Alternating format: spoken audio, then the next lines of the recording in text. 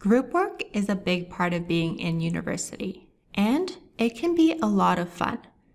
But loud conversations in the library can be disturbing to those who are here to study quietly. If you need somewhere to study as a group, book a study room in one of our libraries. Begin on the library website.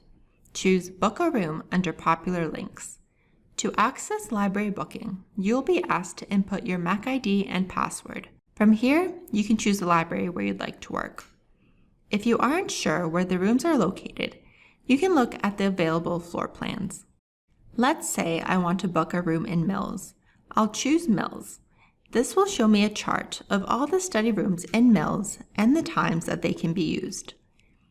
Keep in mind that bookings can only be made up to 2 weeks in advance.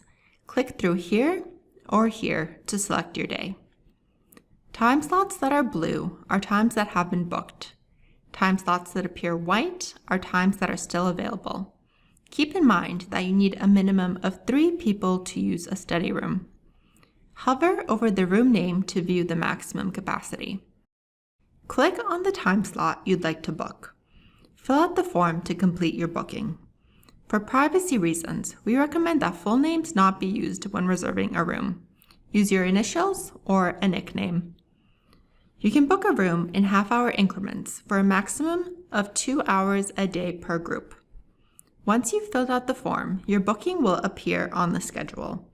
You'll also get a confirmation email. The doors aren't locked, so when your booking time arrives, just go straight to your room. If you do not show up in the room after 15 minutes of the booking time, then you will lose your complete booking and the room is free for anyone to use. The full meeting room policy is posted on the bookings page.